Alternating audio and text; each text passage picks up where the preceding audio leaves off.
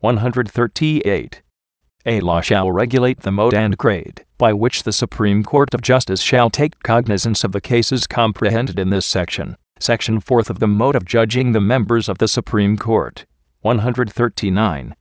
In order to judge the members of the Supreme Court, the House of Representatives shall elect, voting by states, in the first month of the ordinary sessions of each biennial, 24 individuals not appertaining to the General Congress, and who shall possess the qualifications required for judges of the Supreme Court. From these there shall be elected by lot an Attorney General, and an equal number of judges equal to that which composes the first hall of the court. And whenever it may be necessary the same House shall proceed, and in its recess the Council of Government draw in the same manner judges of the other halls. Section 5th of the Circuit Courts. 140. The Circuit Court shall be composed of a judge of the law and a prosecuting attorney, both appointed by the supreme executive power, proposed by the Supreme Court, and two associate judges, as the law may prescribe. 141. In order to be a circuit judge it is necessary to be a citizen of the Federation, and 30 years of age. 142. To those tribunals corresponds the cognizance of admiralty cases, captures by sea and land, contraband, crimes committed on the high sea, offenses against the United Mexican States, cases of consuls, and civil cases, whose value exceeds $500, and in which the Federation are interested. By a law shall be designated the number of these tribunals, their respective jurisdictions, the mode, form, and grade, in which they must exercise their powers in these and other matters which come under the cognizance of the Supreme Court of Justice. Section 6th of the District Courts. 143.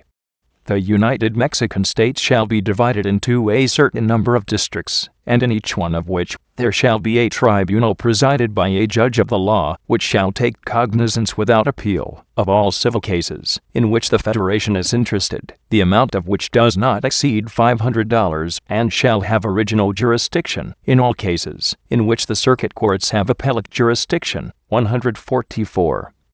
In order to be a district judge, it is necessary to be a citizen of the United Mexican States and 25 years of age. The judges shall be appointed by the President, proposed by the Supreme Court. Section 7th. General rules to which all the states and territories in the Federation shall conform in the administration of justice. 145. In each one of the states of the Federation, full faith and credit shall be given to the acts, registers, and proceedings of the judges and other authorities of the other states. The General Congress shall regulate the laws by which said acts, registers, and proceedings shall be authenticated. 146. The sentence of infamy shall not extend beyond the criminal that may have merited it according to law. 147. There is forever prohibited the penalty of confiscation of estates. 148. There is forever prohibited all judgments by commission and all retroactive laws. 149. No authority shall apply any form of torture, whatever may be the nature or state of the prosecution. 150. No one shall be imprisoned, unless there is reasonable ground to suppose him criminal. 151.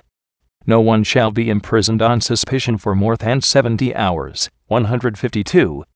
No authority shall give an order for the search of any houses, papers, and other effects of the inhabitants of the Republic, except in the cases expressly provided for by law, and in the form which it designates. 153. No inhabitant of the Republic shall be compelled to take an oath relative to his own acts in criminal affairs. 154. The military and ecclesiastics will remain subject to the authority under which they actually are, according to the existing laws. 155. No suit can be instituted, neither in civil or criminal cases, for injuries, without being able to prove having legally attempted the means of conciliation. 156. None can be deprived of the right of terminating his differences by means of arbitrators appointed by each party, whatever may be the situation of the controversy. Title 6, Section 1st of the Individual Government of the States. 157.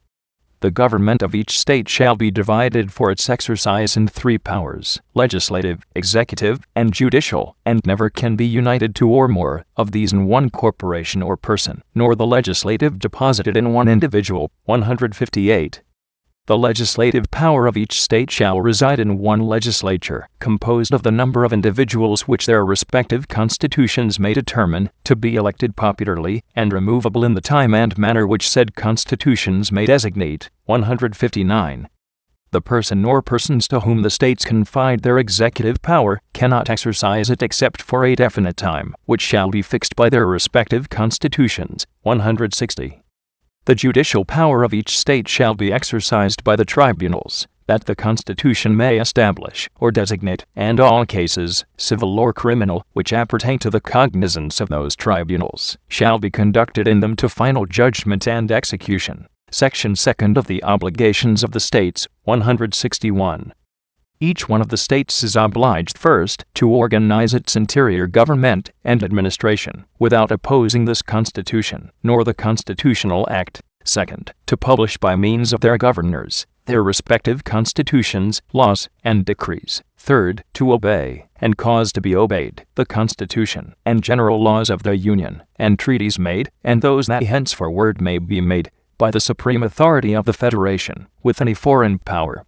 Fourth, to protect its inhabitants in the free use and liberty which they have to write, print, and publish their political ideas without the necessity of license, revision, or approbation previous to publication, always taking care to observe the general laws on the subject. Fifth, to deliver immediately the criminals of other states to the authority which reclaims them. Sixth, to deliver the fugitives of other states to the person that justly reclaims them, or compel them in some other mode to satisfy the interested party. Seventh, to contribute for the consolidation and extinguishment of the debts acknowledged by the General Congress. Eighth, to remit annually to each one of the houses of Congress a general, circumstantial, and comprehensive note of the ingress and egress in all the treasuries they may have in their respective districts, with a relation of the origin of one and the other, of the situation in which are found the branches of industry, agriculture, commerce, and manufactures, of the new branches of industry which they can introduce and extend, designating the means by which it can be obtained,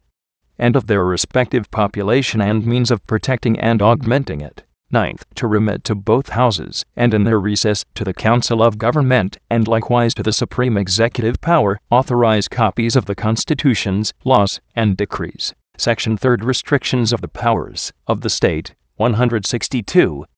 None of the states can first establish, without the consent of the General Congress, any tonnage duty, nor other port duty. Second, impose, without the consent of the General Congress, contributions or duties on importations or exportations, whilst the law does not regulate it, as it must do. Third, hold, at no time, a permanent troop nor vessels of war, without the consent of the General Congress. Fourth, enter into no agreement or compact with any foreign power, nor declare war against them, resisting in case of actual invasion, or in such danger as will not admit of delay, giving immediate notice thereof to the President of the Republic. Fifth, enter into no agreement or compact with other states of the Federation, without the previous consent of the General Congress, or its posterior approbation, if the transaction were upon the regulation of limits. Title 7th. Only section of the observance, interpretation, and amendment of the Constitution and Constitutional Act. 163. Every public functionary, without exception to the class, previous to entering on the discharge of his duties, must take the oath to obey the Constitution and Constitutional Act. 164. The Congress shall dictate all laws and decrees which they may deem necessary to render effective the responsibility of those who violate this Constitution or the Constitutional Act.